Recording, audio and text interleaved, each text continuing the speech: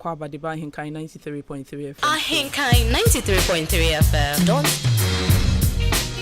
And then so a fiada for fro na said da ye no de apomode ho nsem mapa ebrel bra don ko abo pepepe de kosi se no mienu ebebo apemu pepepe. Na me amidi jumedi ho chia me mediane radioness Awurabena. Na me kai will say yes stream me live on Facebook call search for Ahenkan 93.3 FM near capital letters. We be hu ye wo ho minimum beja for ho fefefe na we leave comment na wa share no bin so a benefit ye in WhatsApp near SMS line and so 0594841044 0594841044 we bet me send you message afa SMS and WhatsApp e was a line eso. Na me to aso no na me bisa wo se wumpom mu etesen ana de da ye kyerkyere e wa ha ne de da ye ka no me bisa se wo de ye adwuma aya wo tie ne keke ana se wo de ye adwuma e ma eboa wa pomudin mejidi ye se de wuti bia no wuti na sopem na wo de ye adwuma fi se wo nkwa e na wo ade se wo bre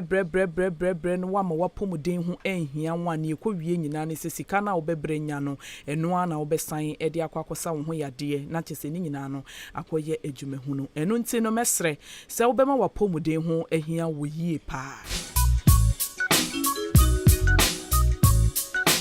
Na eneno ewo yen healthy bits so no yen hwe emfasode kakra yen free carrot di hu carrot e vegetable ukokroma wo se wo pe carrot oni green pepper eni kakumba ni nyina omo ye vegetables enti eneno yen hwe carrot last week ye hwe kakumba eneno yen hwe carrot hu faso kakra a yenya yen hwehwe mu e kire se carrot eboa ema yeni enya pomuden mapa yeni ya yen ice yeni a yede hwade no se wo ye obi a otire carrot eboa ebo wani ne ho ban ye pa ema wani no esipi na esita na wudi ho ade ye carrot kro na so eboa ema honam etoso ye pa so we obi atire carrot eboa e contain bibi efe ne beta carotene no eboa ema yen skin no eye very nice looking eno nti no so we obi a one time per vegetables aya bomodin ase wo betai are vegetables e bit se carrot no ne kakumba ene ne yekeka ho green pepper cabbage ni nyina no wo wi a eboa ema wapomudin no etimi sipi na esita. Carrot ukro ya nso eboa ebo akoma ne ho ban yie pa se wo tire carrot eboa wakoma no emetimi ye nadwuma eyie afen so carrot ukro ya nso eboa efe bi ema ye nipadua no etimi kutia kokram ya de na kire se wo we carrot ye vegetable ye na eboa boost wo immune system no na kire se nkwamwa na wo ye nipadua mu eboa ekutia nyarewa no ebe boost na se ebeboa wo nso asan ko atia enyarewa ahoro etimi eba ye nipadua mu enu nti no na metu wofo se mpo woton ade wodwom anase wonam abonti a carrot de baabia anam bia wutimewe wutimeto ne hia ne se wakohoro ho kama na o kekare sa obi wo ho a wose me de mintimi nwe wo ye froya obetimi a blende e de agum obi kwa wo blende e de ye nkwan ebeboa wo ye pa obi ori carrot bebribia wo hu na obi nka nche obun se ne skin na ye safe fefe enu nti no ye health it bits for today no mesre se ya tire carrot na wo de kakumba ka na the cabbage ka ho na the green pepper ka vegetables ni nyina wo re no na wodi wo fruit nso ka ho na aboa wo ama wapomuden no etimi asipi na esita enye de bia ene yebedi fufu ene benku starchy foods no adoso aya ma fruit and vegetables no nso endoso ewo ye nduane mu na etimi aboa yen ye pa medamose.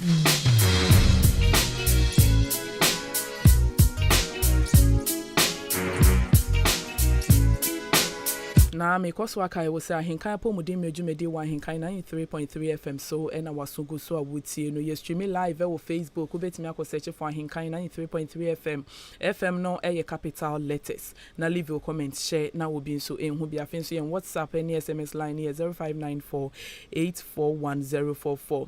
ofa etoso mienu no said ye daye ye no ye fa wo how ba kwa na yade ba ko etopono so na enimdefo a won nimde efa sa wo how kro ne ho no eba efidua mu ha ne yɛne wɔn atwetwe nkɔmmɔ afa saa haw ne ho yɛahwɛ kwan yɛ bɛfa so ebesi ano kwan na ne nyinaa no da bia meka sɛ apɔmuden aso yɛyɛfoɔ de yɛdwuma no yɛn botae nyinaa ne sɛ yɛbɛhwɛ sɛ yadeɛ no kora nka ɛmma koraa ɛnyɛ sɛ ɛɛba na yɛasɔ ano no na mmom ana most often no yɛhwɛ the preventive aspect no ɛne sɛ yɛsi ano kwan koraa nti ɛnɛ no yɛbɛhwɛ covid-19 kɔde ɛwuo yadeɛ ɛbaa yɛ mmerɛ bi atwam na ɛgu so awɔ hɔ na ɛnkɔ yɛ na ɛkonkɔn hɔ na yɛgu so a ɛnya bi na ebinom gu so ɛnya bi no ɛno ho asɛm ɛna ɛnɛ yɛba abɛka ɛwɔ fidua mu ha na ɛnɛ no mewɔ Mr. Seth Kwame Edu a ɔyɛ Municipal Disease Control Officer ɛna mewɔ Mr. Ebenezer Siao ɔno nso yɛ Municipal Health Promotion Officer ɛna mewɔ Madam Theresa Nyamiche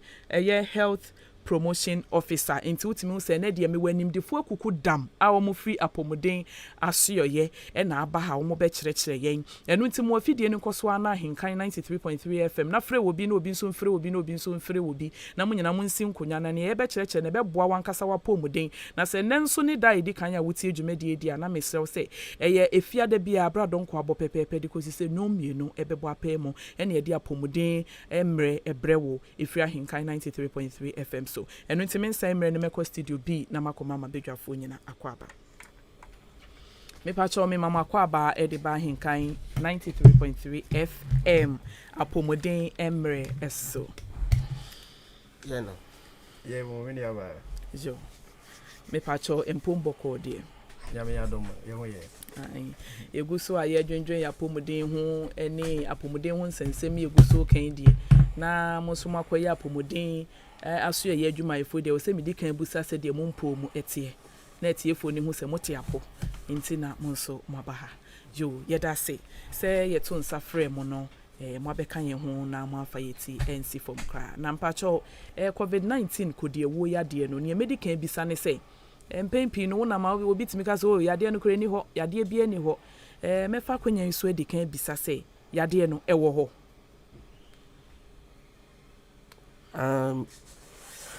asana mɛhyɛ no mɛkyerɛ tiefo nyinaa sɛ ɔmanya pepa na ɔmayɛ aso na ɔmobɛtie gitahudi a yɛne ɔmo ba abɛdi no deɛ tɔ so biem yareɛ no ɛwɔ hɔ paa sɛ wohwɛ woba apɔmuden bi a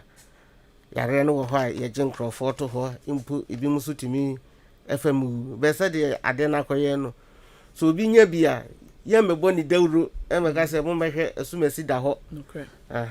bɛte yareɛ no wɔ hɔ paa ɛyɛ yɛn bere mu central patam ha no yareɛ no ɛwɔ hɔ paa yo mepakyɛw medase ɛno nti na mɛsan ɛbisa biem sɛ ɛdeɛ bɛn koraa ne covid-19 yadeɛ covid-19 yareɛ akɔyɛ sɛ yɛsɛ influenza like illness sɛ yɛde ba yɛn kasa mu a akɔyɛ te sɛ kata bi saa no na mmom ne ba ne nsunsu aso no dɔɔso first no kora deɛ ba yɛsɛ wobɛbɔ wo a awɔ bɛdi wo ti bɛpae wo ɛne ho keka ho but this time round no ne da mention na asesa kora ɛwɔ bɔ bi anim wowɔ hɔ na wo ho yɛ sɛ deɛ ɛyɛ wo basabasa bi te sɛ deɛ wɔyɛ kasa bi a wopɛ sɛ wonya atiridi anaasɛ malaria na saa shape no na sese ateki sɛ first na wobɛbɔ wo a wo ti bɛpa wo ne nyina ni hɔ ne mmom no wobɛhu sɛ wowɔ hɔ a na wo ho yɛ wo basabasa asɛ deɛ woanya malaria no wapɔ so ɛyɛ wo yɛ bi saa no na wɔmo ho ayɛ ha na wadu apɔmuden aso yɛ mpɛmpii no yɛhu saa na ɔma no yɛtumi ka sɛ deɛ mehu deɛ yɛayem sɛ meyɛ nya malaria ɛno mpo no yɛnkɔ hospital ne yɛafɛ drugstore bi afa ne yɛakɔpɛ paracetamol bi so anti-malaria bi ne yɛakɔfa wo kurom drugstore ne yɛnom bɛsɛ sɛ that's the shape a covid no wafa nti yɛbɛserɛ sɛ wowɔ hɔ na wo ho starte sɛ ɛyɛ wo basabasa asɛ deɛ woyɛ nya atiridi no ho nkeka ho a na wama ho ayɛ ha na waba abɛdu yɛ asɔyɛ ne yɛnya nhwehwɛ mu because they say ni shape no ya ne malaria deɛ no ayɛ pɛ okay nti Mr. Edu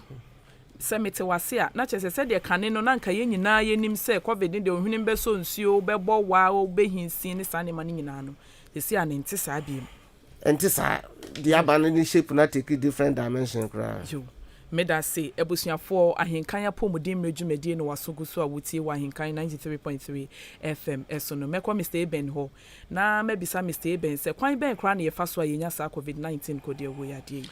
yo mini aba meda se pa sane na ai mini pani no edi kan echichiri mu no yehunu se yare a ibeja ese yehome ekwan mu buruni bekese ye respiratory system ti wunya ayese kata anase wanya code enti ebia se obi kasa mu anase obi ebowa anase obi ehansi ensu a ebefiri nipa mu no aba no em se yehunam dua no so yewo akwan bebre ewo ye ho ese wani ase etukuru da ho ohwini mu wano enti ensu bi efiri nipa mu eba bia no se ebi ekanwa anase ebi so wani ase a kwan na etimi ekọ mu no bia abowa no betimi afasa kwan no so na etimi ewura nipadua ni mu enti ne sa no so no obetumi anya bi ana mpo se ye ba ha ye punu ya ye bie ebi ana ye ntan sanitize enti ebi wa nipa no bia ne hwene mu ba bi ye ne hene wode ne nsa titi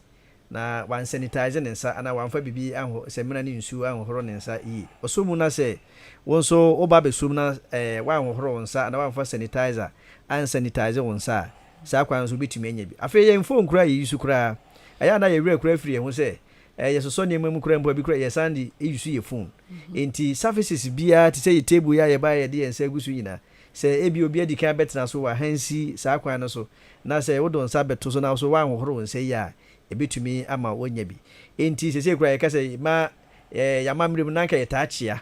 wohunu nu ya cha na wachia ne nsem enti se ne nsa no ye contaminated a ni na no kwan ya ebetumi afaso a ebetumi enya bi. Okay. Yo, Mr. Eben medase ye pa ebusuafo because wa kai wo say ya pomodimre e wa Ahenkan 93.3 FM so. Meko Madam Teresa Honso na makobisa say isi aye hu kwan e fa so aye ba no kwan ben ye be fa so aye be boy hu ban e free covid ya de.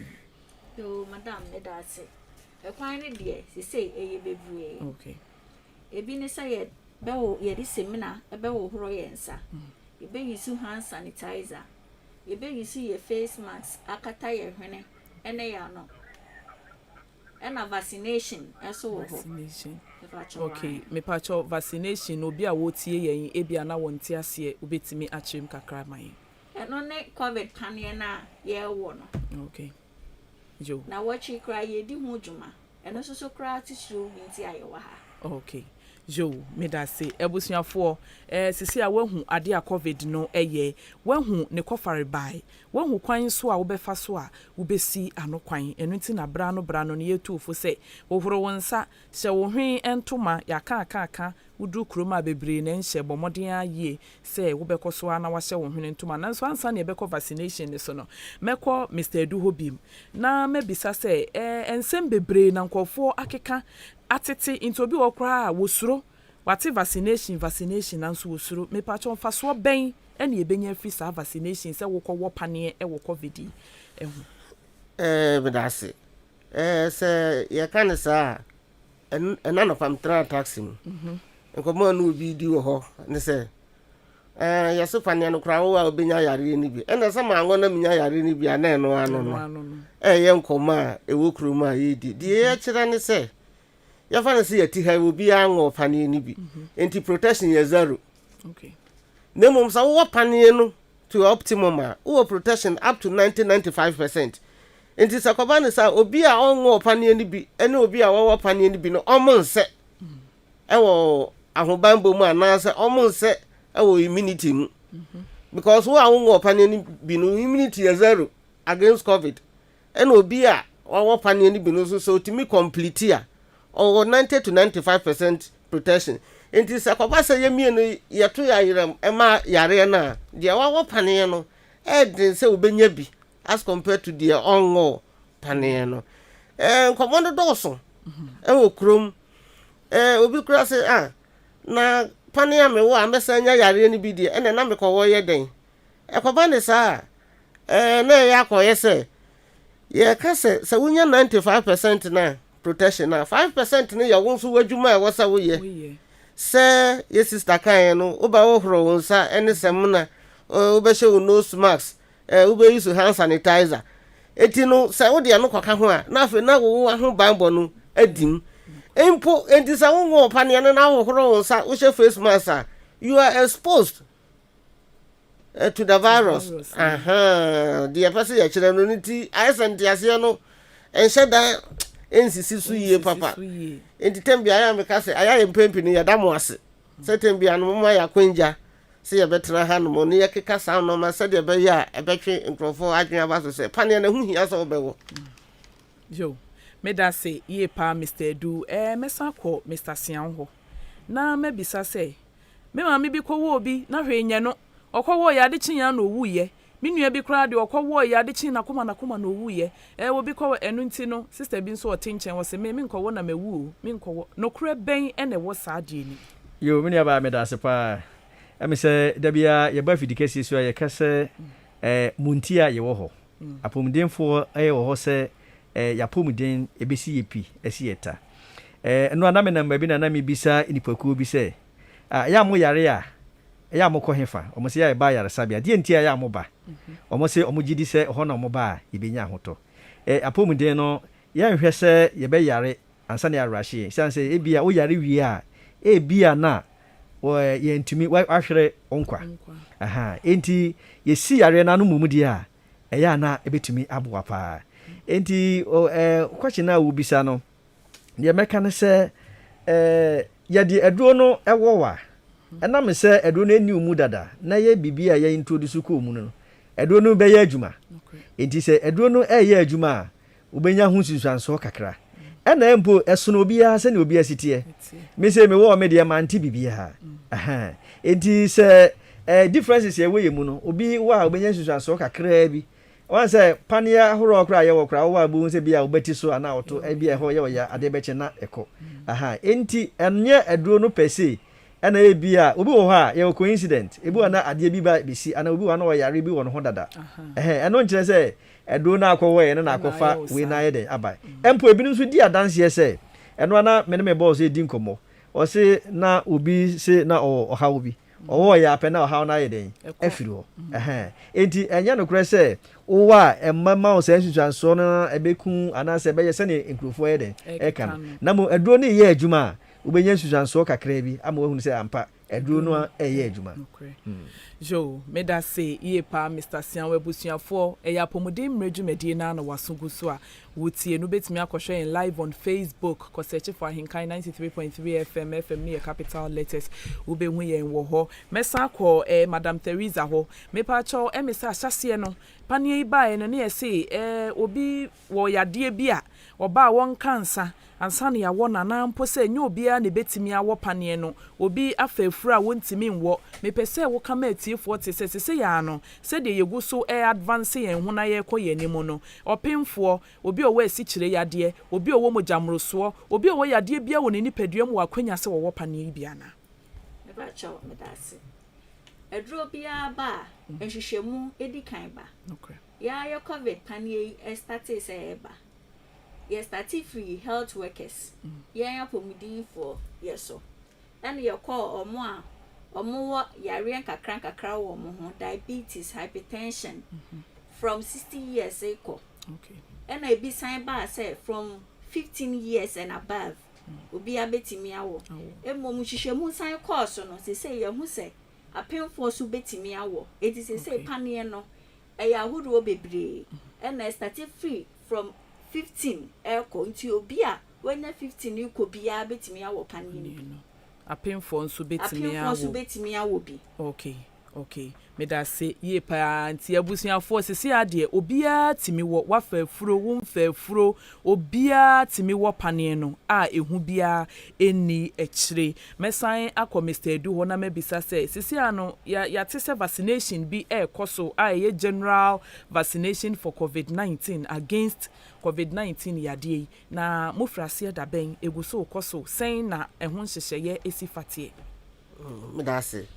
COVID-19 paniane de ye sha ase ya che meka ya the first time I in district mu kra ye sha ase ne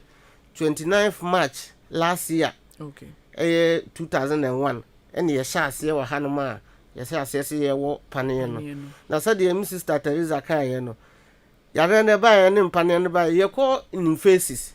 nti ye kwa ne ye di group ni bi ka ho ne ye di group ni bi ka ho a ne ya ba bedu mpempen so a ye du na wo ye nhihye ye mu no e wo ha ye free bibi national immunization days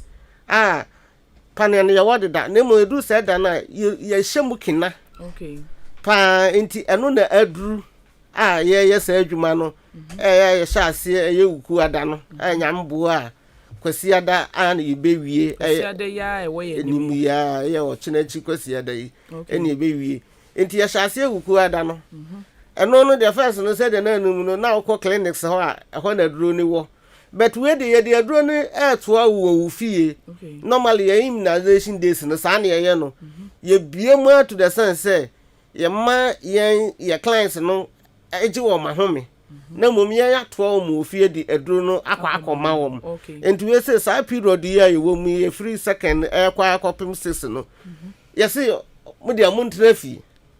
first no na mo ba be salai mo begina wiem na mo ko ntokwa na me ba ansa na we ba ye si ni nyina ntwam mo ntena fie ye de aduro na eto am wo fie at your comfort of your home okay na ya baba yes adwuma na ma yes period yes 2nd to 6 February. Oh okay me da say ye pa enu nti no eguso a ekoso enti ubetimi akọwọ panie ni binampa cho Mr. Sian Mr. Edu kasa no kasa esi amu betoa omo ewo fie enti no ayaresabia na se chip compounds ni we no omo nso se omo wo bi ana se obi kwa ayaresabia ontimi onkoto obi a wo ho me ba cho yo me da se pa se obi ba ayaresabia nso a oba abeto yen ewo ho okay na mo yaye ne dodo no a se ye de ebe omu ewo omu fie se ne nka ebe ye kura nka wonye den wonante ema enti se oba ayaresabia ebia waba ayaresabia na pese ofaso wa oba so a yebetimi aboa ama wanya bi awo yo me da say Madam Teresa enu ana bra bi ka asem bi wo se wo call center bi ase wa call centers be ye 4 ni nyina wo kwa ye se de ye wo ne mienu ni bi nko ane wo ho enso wate se de ye wo ne baako ne no na ye papa me pa cho ka bibi na etiefo 8 nti ama obi aba wo se me pe baako ni bi wunya ka se baako ni bi ni wo pe na ese se wo ko enti no me pa cho ehu mu aye no sen na ye befa no ni nyina ye pe ni nyina ahosuo ne ye pe ana etisen enuro no amai bi so ena enya ye hu mobo na de abre yen ni nyina research akoso ama ye hu se ni nyina offer protection enti ebia bi ye ma obia ena category bia so wo de ye de ba cho ye fan say ye ti ye de abre ye ena ye be use enti ye sremo a etiefo okwa eduro bia wo ho bia offer protection ni nyina pepepe ema nanso ebi ye 1 dose ena ebi ye 2 doses sa woji ye ewo mienu na echire ye besia ba be wo ba ko na kan ho sa ukona ba ko no su bi na wo ho a ye de be ma wo okay jo me da se ye pa Mr. Eben enran so me maami bi ba ho oba wode ne card be kire na chese on de mienu ni nyina awawo na emomu no oba ye na maami ba ko ka che ne se esi ano bibi nso aba efre ni booster wo se wo eno nso afi omo muti wonyina fufura sa ababiem enti me pa cho me pese obekasa kakra e de afa sa booster vaccine nso eno nso abayi yo me da se pa emese ne kresa na ye kan booster na eno nye edu fufura ye de eba bewo okay enuro na ye de ewo mo no se ni menu aba na kan ne bi ha ye wo no baako ebu ha ye wo no mpirinu eno a na eduru ba bi a ye san ede wo na hwehwemu a kire se am se COVID-19 aboawa no otimi eda na ne ho bebre enti ye pese ye si ano kwan kra ana se hunamdua no eduru no ko hunamdua ni mu a enya ahoɔden se betimi si ano kwan kra enti o se eduru no dodo bi ekɔ hunamdua ni mu sani ebe ya ahoɔden na ana se protection no ebesi pi na asita enti ye hunu se wo baako ana se wo mienu no ne ewo mienu no a after 3 months ye chine bosome miensa echi no o se ye san ewo obi ka ho sani ebe ya ebe ma ahoban bɔ no edimu ana se asipi na asita enti booster dose no e kire se wa ye dikan wo obi se ye baako de ana mienu de no bosome miensa echi no o se ye san wo obi ye den e ka ho na ma protection no ai kama na mo enye se eye du foforo bi ɛna yɛde aba ɛyɛ duro no a yɛde wɔ baako mmienu no ano ɛna ne bosome mmiɛnsa akyi yɛbɛsan wɔ bi aka ho sɛdeɛ ɛbɛyɛ a ɛbɛma protection ɛtumi ayɛ kama. Okay, enti mpacho wo obi nso bebisa sɛ enti na no saa no me wo baako de eye mienu no me wo first one me wo second one na sɛ ma wo booster na mienu na enya adwuma na yo mienu no ayɛ adwuma na ne yɛka ne sɛ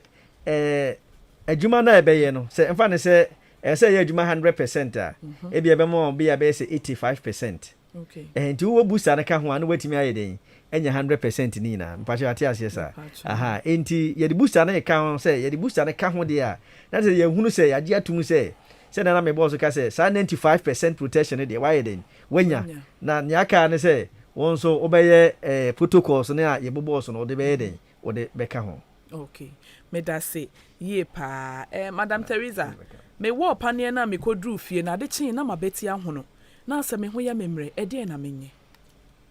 Pacho me that's so what pandian na kukodru fie na wo hu bibia immunization no e wo pandian wo mu ye wo bibi a e kire say adverse effects following immunization sanbra ayaresabia bibi wo ho aye be ya ma. Okay, enti no me wo na me hu bibia me hwa abamu mpofiri mu a ntempa no na mabaya resabia na Mr. Edu me se wo hwe ye mofra yi kura na ye be vaccinate wo mo a yetimi mo mo bia parasirop bi anase bibi enti me wo na me koy me ho aye hye kakra me am ntimi nkoto para bi na me nnom anase etesen me dase asana me ka de me de wo kan ya no asama ye ma me Teresa kan na mpese me de kakra ka ho me pa cho you adverse events following immunization na wo kan de ya pese ya chire ni nyina ne se wo be wo pane ne na hwe nyawo nti wo pane ni wie na bibi asi empo no na enya pane na wo ye ni ntia na mom no wo wie ye na bibi asi sade brebra ma amane amanti ye je sa oha na to ye ho so se okay ye pane na ye de wo no enti na ma bibi sa aba enti ne koba ne sa enti no si tumrika na bra ya facility ne yan hwehwem ne ehu se ye pane no na de sa de ba ya na se eye coincidental se bibi na nkasa ebeba hode da ansa na eba mami kan asam kutu abi ntwam okay mami bi ko ye clinics ni bi ekowo ye na ko ya owo no na akola ni ntimi ma papa nti na o se midwife no eboa no nti midwife no boa no ama ye je na wo en se wo so akola no mu eboa no ma ye twen ne bae ya de no ba wie ne edi na watwe ena okowo yi ena ye wo na betipane pe efiri okoro na akola ni ntimi ma ne nsa so yi afi na busuafo nse ena na betipane na ye wo ye ni nti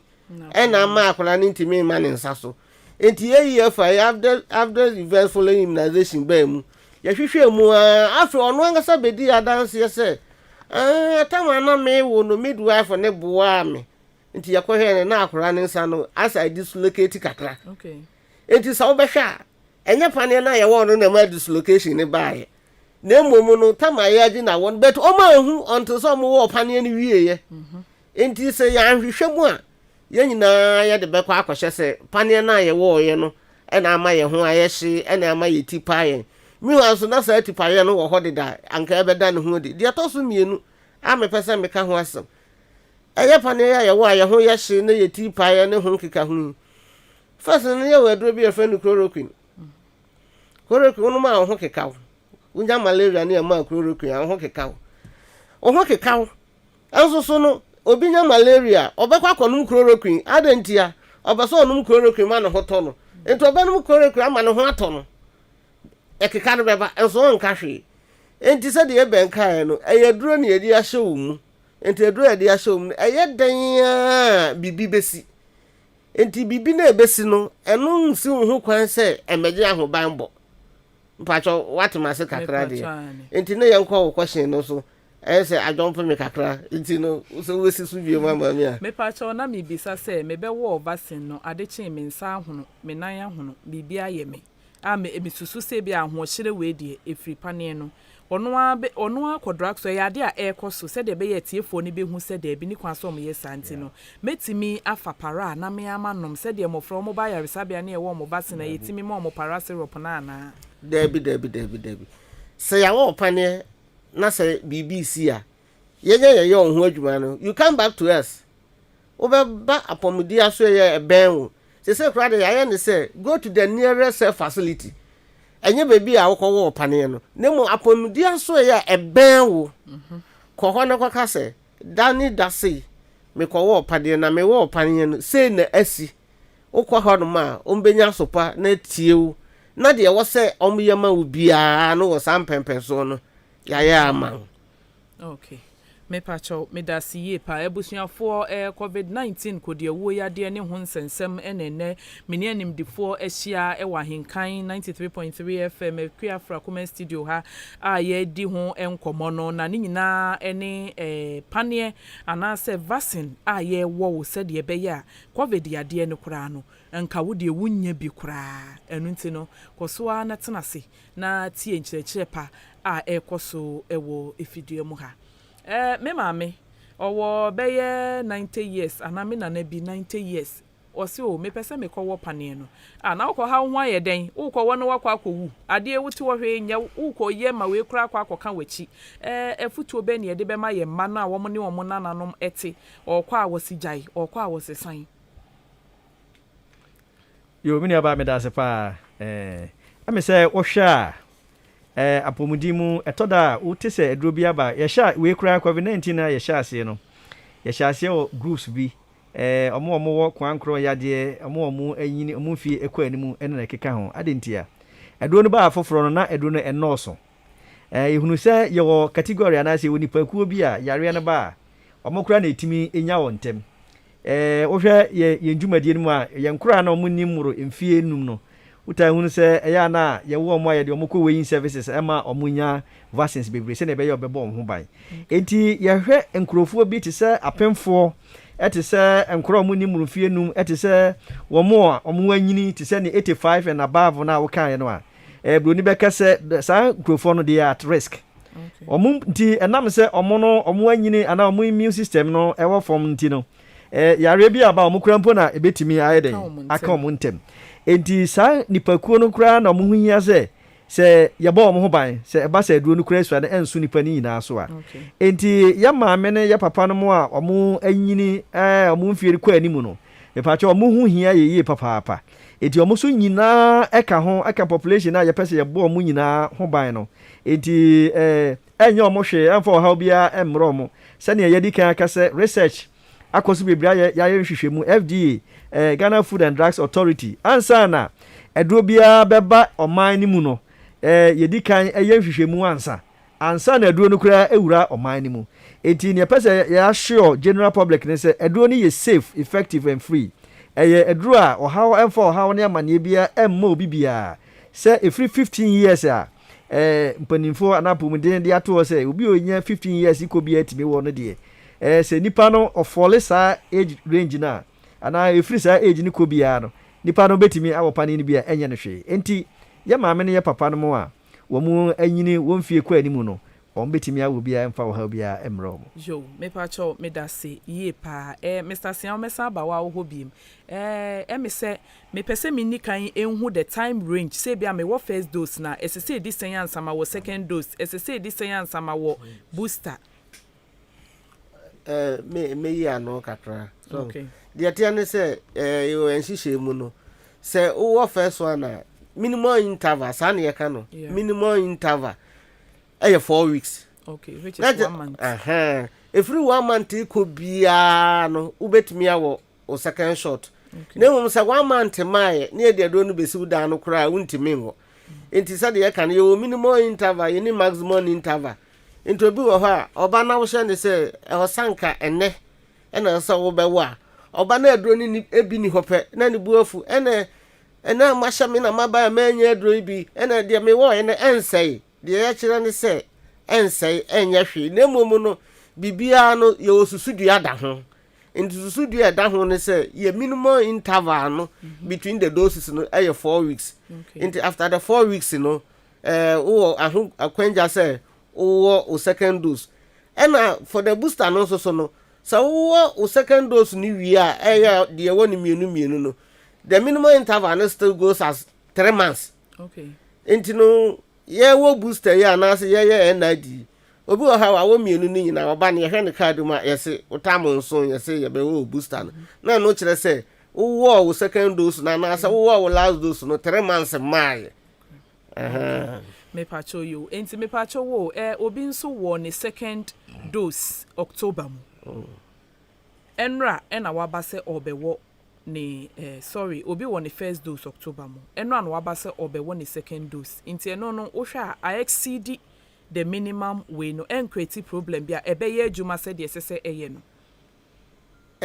you should tell me say the longer the better. Okay. But said ye obi antimi mewo bi anytime bi antini ade minimum interval no ato ho no. Enti no se koba ne sa wo hwe yen apomudi aso yen for said ye make say 29th March ye wo ye de no. The second dose ye won somewhere August. Okay. Into the 50 March eba August. Enti sa na tie. Enti no unya wo de a minimum interval ni hia yen. Okay. Na dia aka no ye de asoso. Me pacho you. Me da say ye pa ebusuafo Ahenkan ya pomudi mejumedie na masunku so amutie wa Ahenkan 93.3 FM eso no ye stream live wo Facebook ko search for Ahenkan 93.3 FM ne capital letters obe hu me ne mabedwafo ho kama leave your comment share na obi nso enhu bi yenkwa abefo ntentan Facebook say ye nua Veronica Dede was say I'm watching you live from London. COVID-19 is so real, so please look after yourself as prevention is better than cure. Yeah, you know Abema Steven in Tiamwa. On also say I just took my vaccine. Or say, yeah, I just took my vaccine yesterday and the expiry date was written on 8 February 2022. So I don't know if it's already expired. Expiring date no say February 2022. That is say February twemu a na edro na say. But we are in February until edro no nyehwe. And at the end say COVID vaccine na ye use no. The shelf life no very short. The shelf life no very short to cry. It be 3 months, it be 6 months. Into we share yen procurement procedures e wo ha. Na say ya ade no wa bruchiri 3 months. Sometimes e be do atwa na e be the last month mu. Okay. But the I was say yetie 40 ase ne say o mapomudin na yepe. Enti ne enkoba se eduro a expire de edi be ye enu de enu nko a de empare yen enti no onka o makoma nto ye no mu hu se eduro na ye papa no enu ne edi be wo mu enti no de oka na ye no kore ebi wo ho no mokura na wo behwe no na bi 2 days before expiration still ye de wo wa BBNC ye still ye de wo wa BBNC enti onka na akoma nto no yem eduro ne expire after February. Okay. Okay. Yo, ebusuafo apomuden emredwumedie wa Ahenkan 93.3 FM. Ye guso a ye pem soko no na mebie ahomatrofo no atom na se wutie ya ahunso watimi afre na wasembise bi a wo bia no so de abase de be ye nimdefo ebetimi yi wano na ansa na ye bre no aso. Enu nti 0201944485 0201944485 0554 820 910 0554 820 910 ubetimi afre na asembisa bia na se bibia ha ubia fa COVID vaccination hu no so de wasembisa aba wo franchia no eye wapomuden na wageme so se ewo mea mense. Hello. Yeah, hello. Me pacho wapomuden. Pacho meaning send a message. Ewo mea mensem. Ewo mea mensem. Me pacho udin ni baby a free. Your friend me abna me kasa free nkwane hia. Nkwane hia pacho yetio. Yes. Me question kakra ko mama steady. Okay. Na me will be somewhere October. Na say me wo other we no so December. But me ye follow up na be my. Na me be some steady say said the all can say you see a bit ya the rare fear no. Omobeba time being because I know me tell custom so second. And then say then say a fourth. Second to 6. It's a 2 days. It's would that be your friend is saying center and I say one baby baba baby you feel one me pacho and you. only as someone percent bisana. Me pacho you. Yeah, that's it. So me war first dose until second dose not maybe say. Okay. person good. Okay. Yeah, that's it. So free Eddie Bajimedi so 0201944485 0554820910 0554820910 unso betimi afre na wabajumedi eso yegu so twen afre for no Mr. Edu patron person bisa enti we ni sana ye ne sana after Sunday no ye nwo bie ma na anase still yegu so ebewo after Sunday no you better aso said ye won na but this time round Sunday ni twema ye nko fie mu bi ye be san back to your facilities. Now you are operative from the facilities. Sa enetie madam no question no busa ye no so no. The thing say within this period no on man aso na ho no mo ye mobile van no enam announcement e do community o mo beba ho na anapa no obete say mobile van no announcement say ene ye wo mo bro no so ha no mo ye adwuma wo ho no mo nti no ma na so na ho no mo kakra na ye problem back no say aya ye kan wadwuma mu esere say koko aduro ni aduro ton adoso enti say mobile van kura na ma na enipa sheda fa na so eni akire papa but still no all man na so enko form na edu tama beba ne community ni ma efri na kopum ne kwasi ada no obetinka impo say ekoba say yaba ne community mu na wantia o mafiri sa community ni ma on fa na so nto form at the stream end no obetimi aba your office on mo na yehu said ye be sort ne out. Okay yo me pacho your friend for that was 0201 944485 0554820910 0554820910 yenua bema aboaje hangout or say am aboaje watching you live from Achimbieni, migrating to Antiama Fry inside Achimbieni. You Antiama Eji was so me pacho na wo bibi kakra episode de kan ho ana. Na me de ka ho no se yenu aba no se ya hye ebre se brene ye woda ye be ko mantemu bia e bi kura na o mantemu no ene mantemu bi eben a wahu se bia omo apomdinfo na ba ho mo ye adwuma enti ukita card na obetumi akọ na se bia wu kokrum na se ewo ho a uduru ha ibetumi aya ma wo. Hello.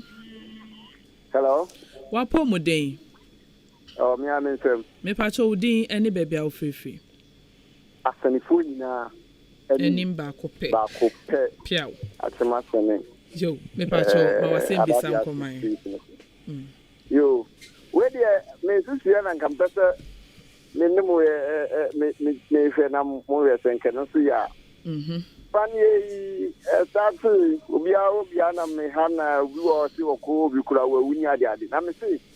anka obi da wa ka muntimi test ni moja adre won fe malaria we si na mo fe se na ni moja ho de si chance na mo dia wo no. Okay. Enim di fo wa ha on be yi wa no asanifo nyina nim ba kope. Yedase. Yedase so fe ba jumedi so bye bye. Me pa cho Brands was in Bissan. Do kind of anodin. It was okay any part of dry or man, that's will be a barber or na ye be testing and sana. Yeah, and also a some fufro. But all the same, no, waka yati, you meeting at the better and paying for him. Na ye who do beat me, I have. Okay, I'm say,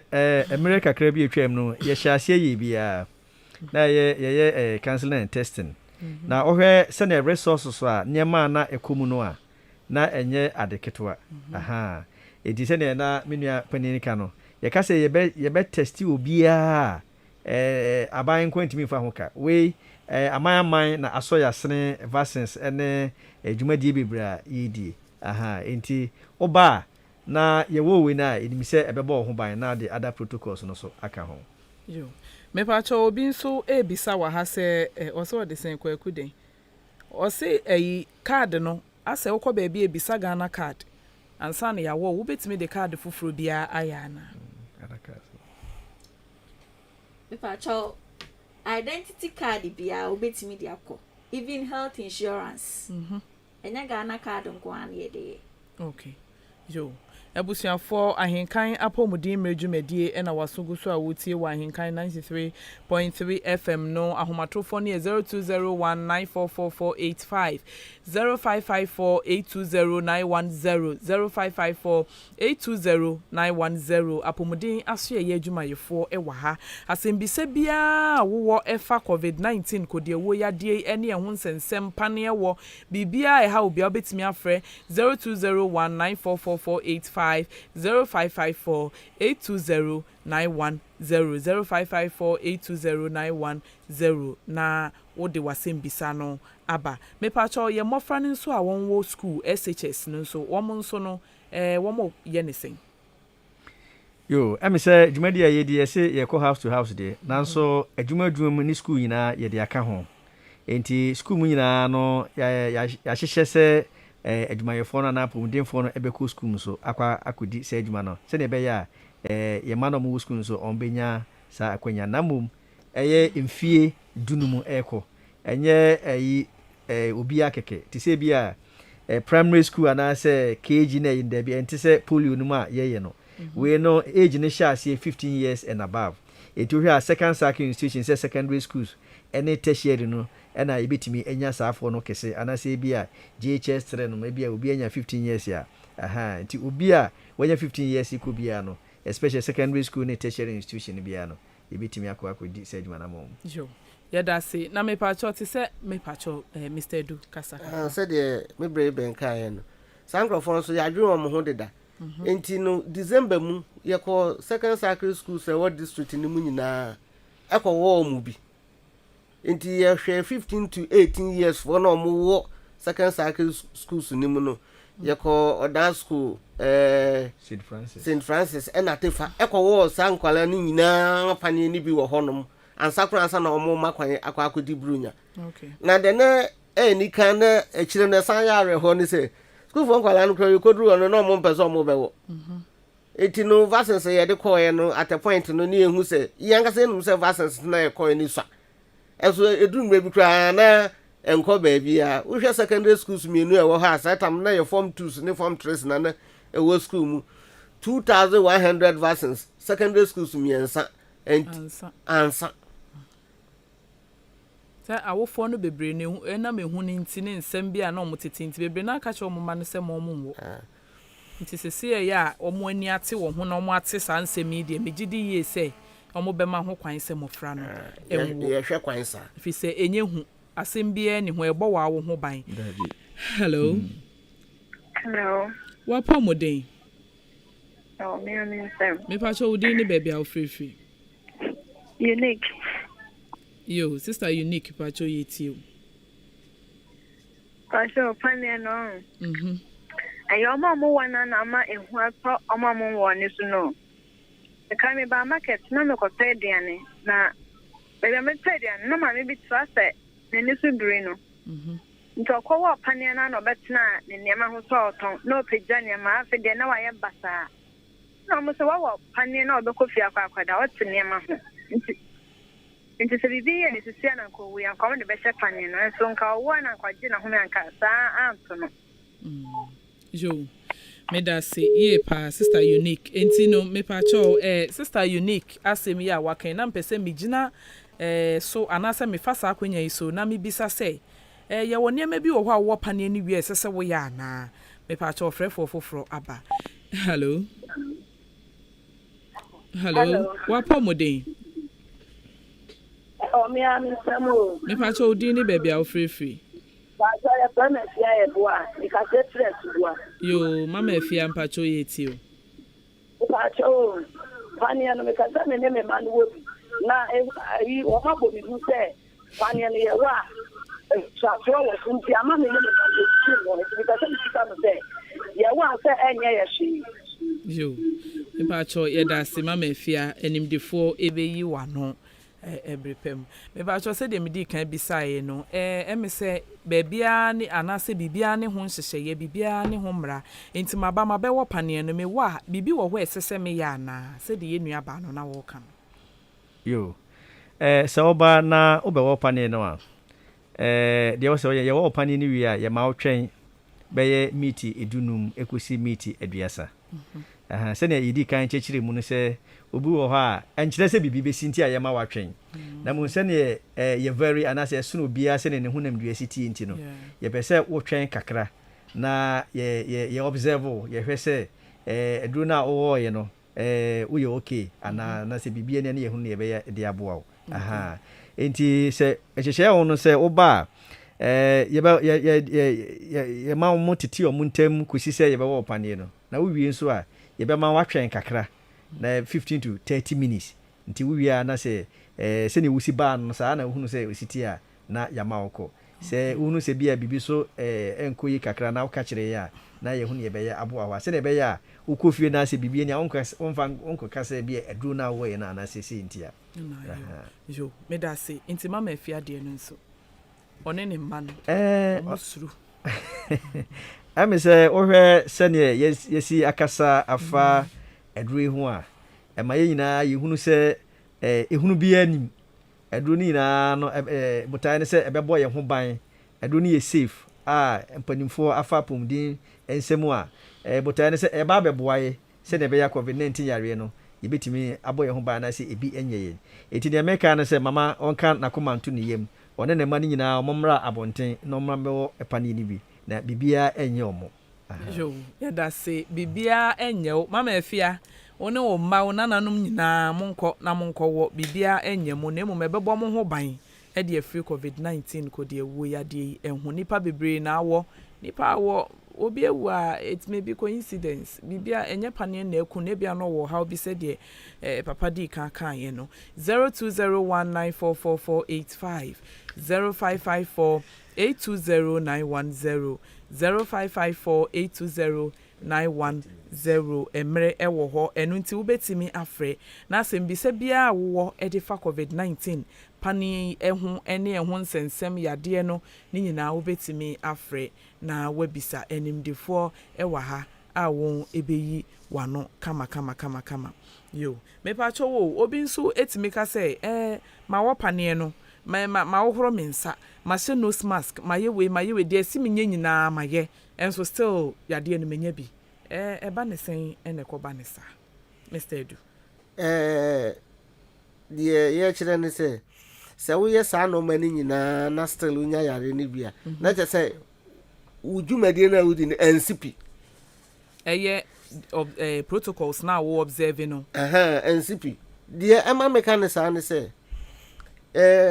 ɛdan yi anka yɛba bɛwura mu yɛnim sɛ handle no ɛne yɛsɔ mu ebie nti no mpɛpi no yɛadwen yɛyɛ sɛ handle no deɛ nkurɔfoɔ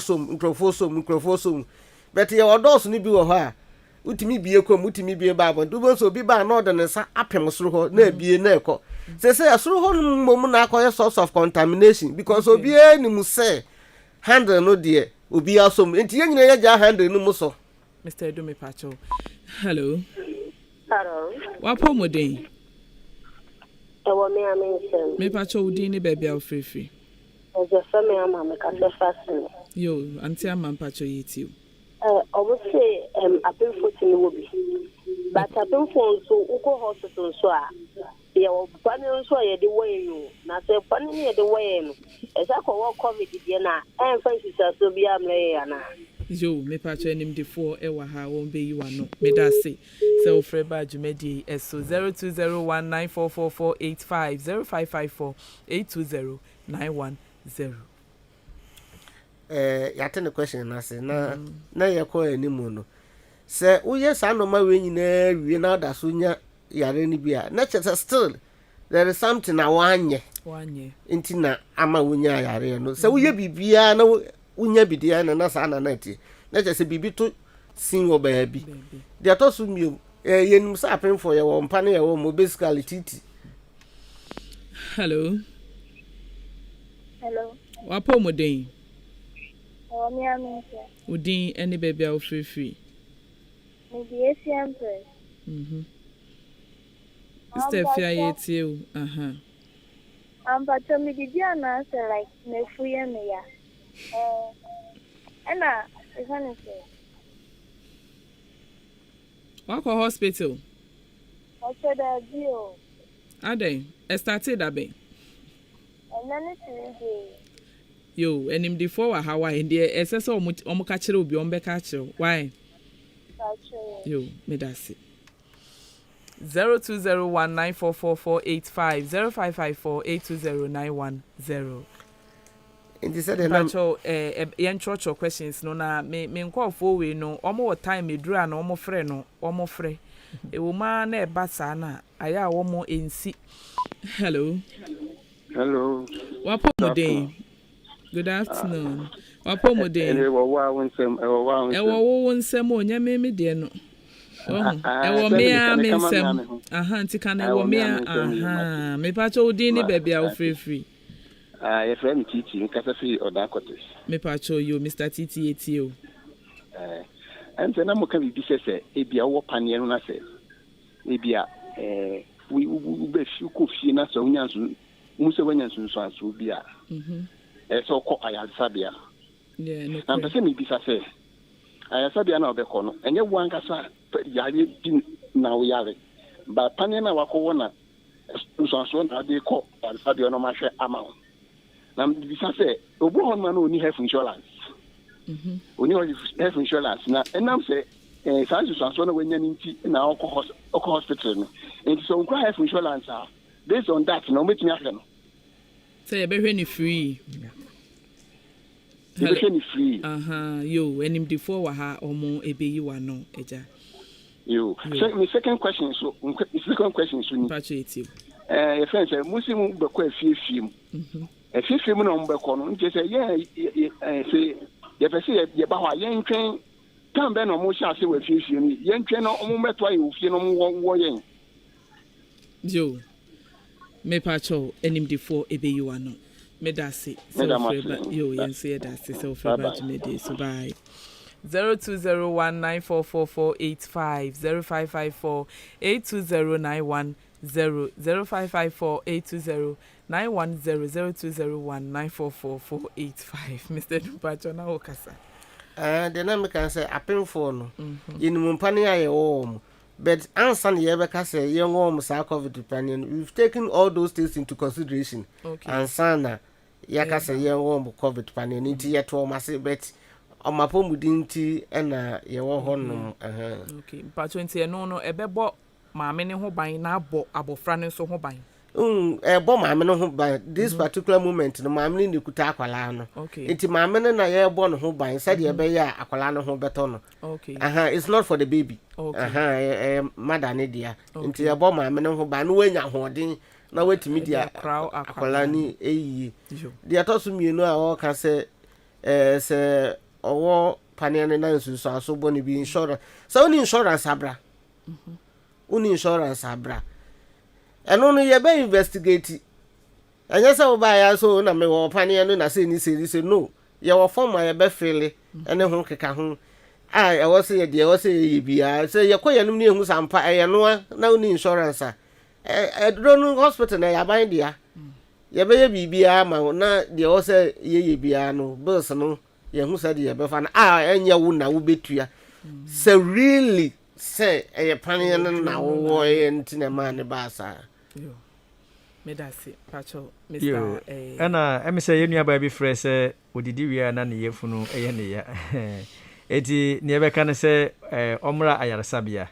o insurance on mra ayaresabia na enimdifo enhwɛ no na papa no bisa sɛ emse sa question ye di kan akire mu ana wo san bisa sɛ tambe na apomudemfo no beba mantemu no wanya pane ni bi awo apart from afidikesi ya yebo dewru sɛ omururu afiafim no mantemu bia so community information centers ai wo ho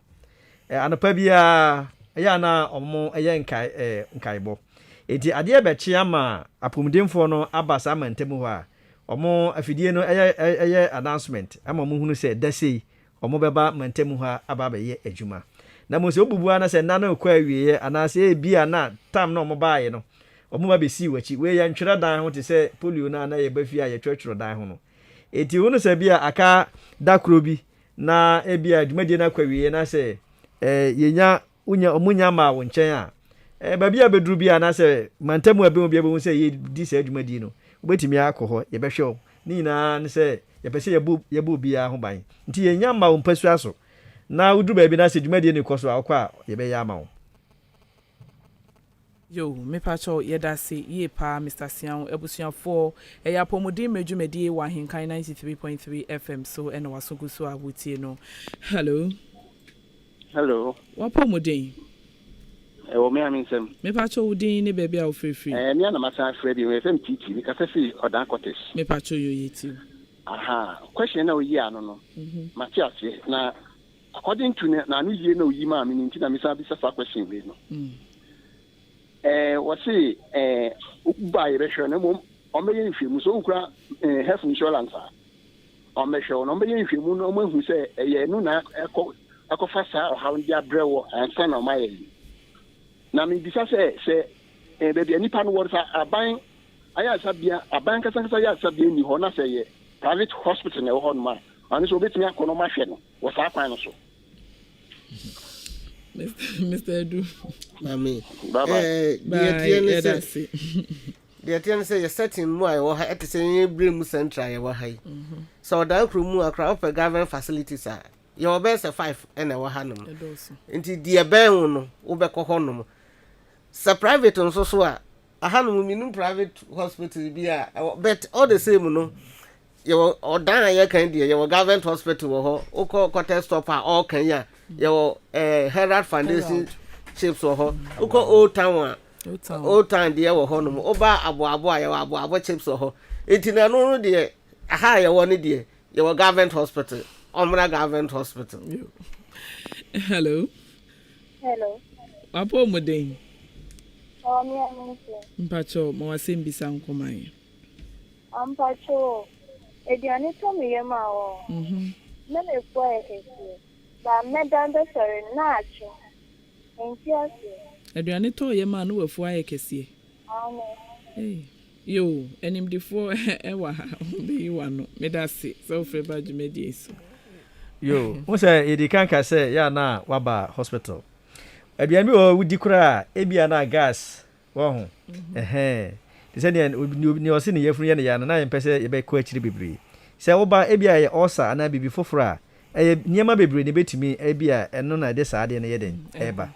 ntimi fa se aduane de ehu hia se ebedi se eno so wo ne ho fa so e ma nipa dua no nti wo se bia wadi aduane bi na bia bibi nkoyi e wo hu na aduane mu a ai se bia na obukura ti ko di aduane bia na sebe ba bia aduane no efiri ba no bia na wo ha kakra bi yeden e wo ho enti wo no se wudi na sa wo ha no koso da bia ne tie wa mu ne se yentimi mfa ya dwi mu keke na se nti obi mfo nani hwe nka se ya wi ya enti ana wo ye hawo ya enti ne ka ne se wahunu se sa ne ma na akoso a bomode na bra hospital na yenye hwehwe mu na ehunu ohawo na ntimi mu wawo me pacho yo ye da se ye pa Madam Teresa me pacho obetimi abobo bia vaccination program koso ewo amaye vaccination program dey said Mr. Dudi kan sikan ye rera efie community se wo dan potemu ha bia ye rera efie eno na chi no so health centers a ewo da ha nyina ukọ a ubenye bi awo bebia yaresabia ewo bia health centers okay but private hospital and a private facility dey enka ho me ba cho ho memre mu kakra once botaye ne se Mr. Duka say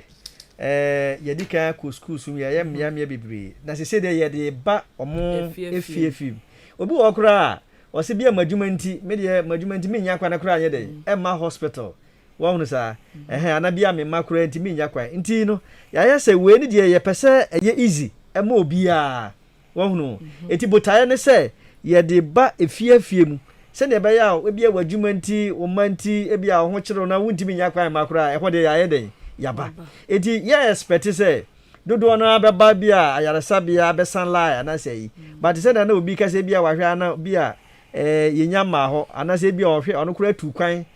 eda bi bia oba ye ne yesi o apomdinfo na ayeden aba hako ne say na de oba hospital a obeye den obeti on sabeba be den abekan empo ye ni mpo ni yedru ba bi mpo a omwurawura fiefiem no eno na medi teams ni bi achi omudru ba bi no na nipa dom wo ho bebre omo hihye omo table wo ho etra ho ye adwuma be se 3 hours wo ansa na omosan ye den omosan eko omonim ni na ne se pese yenya nipa dodo na ye hunu se nipa dodo na so wo community nim ti sa na tie dia this time round no ya ntwen se mo beba abesan light tin na me se du ka no na ebi ma gina wie bi se me na me ba ye ntem na ade enti ye se ye ba afie mu na obi atimi anya kwanya na onso awopane ni bi yo yeda say ye pa Mr. Sian na de ama me stress wo aha ne bebre so no won say nipa no aya na ye nyina na ya dwen no obi ane hawa obi wo hwa ebi kra facility bi ben no anka obetimi akọ won nso na mse mo se mo ba fie ni nti no obetena hwa ebi nso ana mistakenly mo ntimi andru ne so na ochina bi no wanwa obeka se mo ka se mo ba na mo ama enti no se de enkoye se mo kọ but say akwanya nso wo hwa ade na nipa nso nante nko because na mse mo kọ ninti ne sisi health facilities no nipa embu mfa so wo ho sa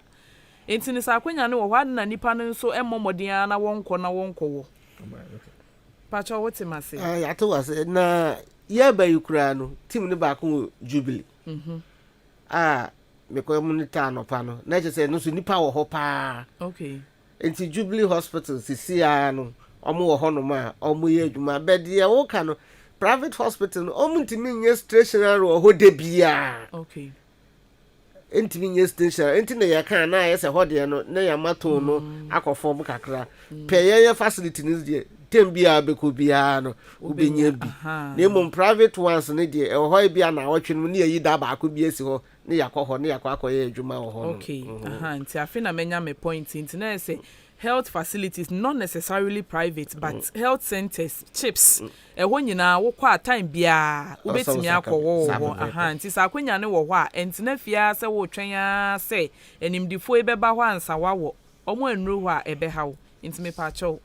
se wo obi a wonye busy abomodin a o town wo ho herald wo ho abo wo ho asene wo ho isemu no ne ekeka ho odankwanta jadem na ho nyina ye wo bi wo ho enti no bomodin a ebia na ye nru jadem ebia na ye nru odankwanta na wo nso wo twen se ebia ye beba yesre yes odankwanta team wo ho awo move house to house awo odankwanta jadem team wo ho a move house to house na se eno no kotwam ye period yi a uko mo facility hono na ubenya ebi wo hono mo awo okay yo me da se ye pa ebusuafo eya pomodin emrejumedi wa Ahenkan 93.3 FM na me gidi se asembia efa covid-19 ko de wo yade ne ho nsensem pane wo vaccination de na wonti ase de ehunehuna wo de wusuro me gidi se ni nyina ne wakoma to yem fisa nimdifo abekireke mpane ne hu bia eni akire empanifo animdifo mutie nyina wo mi ensa nyina obia wo pane no nanso wo nyina wo mu sipi esita wo mutie apo obia ni ho abibia ye no enti ehu bia eni akire wo yo pemfo obetimi awo wo ya abofra wo 15 years and above wo betimi awo obia timi wo ansunsanso boni bia emfri akire emma enu nti no Mr. Edu me pacho finally no education ben na wo de ma public no na efutu ben na wo de ma finally the mechanic say omunya hotoso we mu say ye nyo omobone omuyie ye mu nti na ye wo hanom edura eye papa se ye wo a ye ho beto yen eno na ye de be ye adwuma nti no omunya hotoso say pane na eye dan kura ye mfa ma say ye bikuom na mum ye de ba say ye be bo mo ho ban afri covid yare ho okay yo Mr. Sian yo eme se Mr. Edu akani na nti ne meka no se sane Mr. Edu kan no munya hotoso ewe mu mre bi atwam no omo ba bia na Edu na kakra bia ba na dodo na ewu na kra na mu bisam se na Edu no dabe na bi beba ye ba ye siasa we de nyame adom dodo aba ye nyina obia provided say we 15 years and above obia betumi awobi nti ya hwe se sabre ya nyame adom panimfo aboa ma Edu no dodo no aba no ye hwe se ye nyina ye de ye ho bagim na ankwese se ekosan wi ana bri twam wi na Edu mre bi na se Edu na sa aksa na se bi ba yo anda na se de mo ka se bi ni ho won ti ye nyina ye mo ye ho modin se ye de ye ho behyem na se Mr. Edu kan o ha bia ni akiri na mo ebeboa ya ma ya pomudin awie peye jo ye da se ye Mr. Sian Madam Teresa final words any education yanko pacho etiefo ehun se pane no eye free bo wabusua ho ban na bo wo so ho ban okay yo ye da se nti pacho chia nipa mienu e mu chia nipa mienu na afi ye mfa dwumadi no embreve ye yo ansana medical ahia nipa no na ebeka sɛ vaccination no eboa yie pa sɛ ne yedi kan akyekiri mu no na mo enkyerɛ sɛ wo panie ni wie a protocols no ana sɛ ne yedi kan bɔ so enye no nyɛ den enka ho yɛnkɔ so a sɛ yɛbɛhohoro yɛnsa ɔsɛ under running water nsu a ɛsɔne ase yɛde semina ɛbɛto so ahohoro yɛnsa ama ehura ba hɔ kama afei so yɛhwɛ sɛ tambia yɛ nose mask no yɛbɛbɔ no kama na yɛbɛkɔ so a yɛde atete yɛn ntemu kama afei wotu hɔ na hunu sɛ bi a wo ho mfaw bɔmmɔden sɛ wobɛba ayaresabea na yɛayɛ hwehwɛ mu sɛ yɛyɛ wei ni nyinaa ɛbɛtumi aboa yɛ ɛnyɛ berɛ a yɛkɔ so akyia yɛn nsa mu nti handshake no nyinaa saa nneɛma no nyinaa ebi ɛni hɔ yɛn mmɔmmɔden sɛ yɛde sanitizer yɛbɛtaa de ahohoro yɛn nsa yi paa na atumi aboa nti ne yɛka ne sɛ vaccination ne complement anaasɛ ɛboa ɛka nhyehyɛeɛ no protocols no sɛdeɛ ɛbɛyɛ a ahobanbɔ no ɛbɛdi mu paa nti yɛwɔ paneɛ no ma yɛwerɛ mfiri yɛnkɔ so sɛ protocols no so yɛbɛdi so yo mekyia nipa mmienu pɛ madwumayɛfoɔ nyina kɛmɛfa madwumayɛfoɔ nyina yɛ nipa baako mekyia ayi me papa ene me maame Reverend Francis enti me sofo pani ene ne ho kani mekyia omu nyina aso na mekyia CAC fo nyina saa na meka no yo Mr. Edu meso mekyia me sofo Henry Kwamra Safo Church of Pentecost Quarters District Pastor who I say madwuma yɛde mpabo etamochi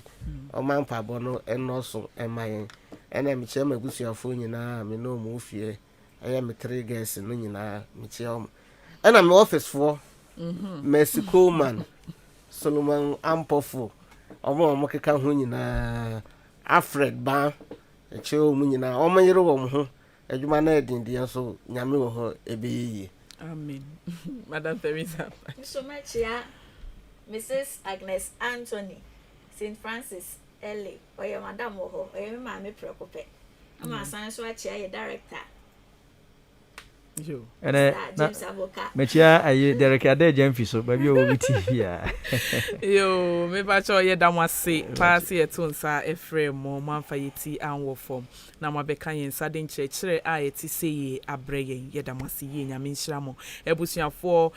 apomuden mrejumedie ene ye de brɛ wo firi Ahenkan 93.3 FM eso no ye de brɛ wo fiade bia bra don ko abo pepepe de kosise no mi no ebebo apemu ene COVID-19 ene ho ne wo ensensem mekyerɛ vaccination ɛna yɛde brɛ wo no megidi sɛ watie na sopam ɛno nti na wayɛ wadwen sɛ nka wo nkɔwa a ɛne ya si wadwen pi ne seneta na ɛkyena nyame yɛ adom abɔmɔden anakɔ baabi ɛbɛn wo bia kɔ ayaresabea health center chips compound anase kesiem wobetimi akɔ na wakɔ wo paneɛ na timi abɔ ho ban afri COVID-19 yadeɛ yi ɛne ɛmoa wai ɛhunama watimi anyi akyɛ ɛntena hɔ ɛma COVID-19 emetwa wo nkwa enna eso na wo nkwa wo wade enna said ye Canada no prevention is better than cure.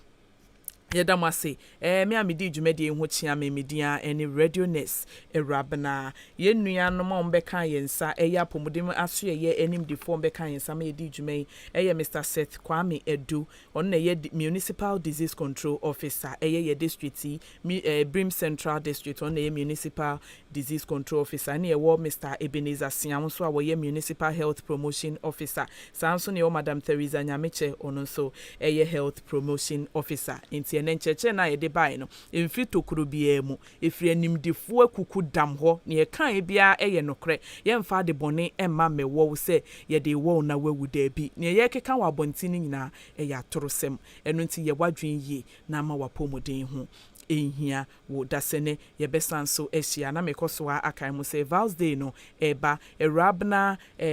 catering and bakery services ye de promo no eguso denden eno nti no wo dofo de na wo yama no Vals Day yi bo modern ye pa se obepe bibi kama e ama no eno nti na ye hampers no eye 300 cedis 250 cedis 200 na 150 cedis wo benya cake wo mu benya 90 kama wo wo benya meat pie eye niama bebre ene ye package na kama na ye de amount eno nti de wo sha ho ebetimi asonso no na wo so wafre na wa place wo order for package a wope na baby a wo ho kani wo bia wo de opese ye de koma na ya ye de be kwa surprise no ama no e wo ne fie na wonso odono etimi aso number no eye 0546827329 0546827329 ubetimi afre na wa place wo order 150 cedis 200 cedis 250 300 ye be ye hamper fefe kama na ye de amount na me san kai wo say oh don't sabai yetso akoye don chen na me adoma echina enwumre 10 p.m. to 12 p.m. ye do don sabai jumedi enso ebro Awurabena mene mabedwafo ebesi nkonwa nyame yadoma echina enwumre 10 to 12 bomodia na bomodia biem se echina wonna na wobetie awadie mu enkyerɛkyerɛ pa ene empenatwe mu nkyerɛkyerɛ pa ebeboa ema mpenatwe ne etimi enyini abeye awadie na awadie no nso etimi aso na esipi na esita na enyini ewo nyame emu yedamase yenua be ma enso ne boa yede yekoto abefo ntentan Facebook eso ne din ne de Ahenkan mitirim enti abusuafo ye divesi he ya dasene ye besan echia ehia bie michia Old Town adwumayefo enyina emechefo nyina michia obibia anyame enhia mo nyina bye bye.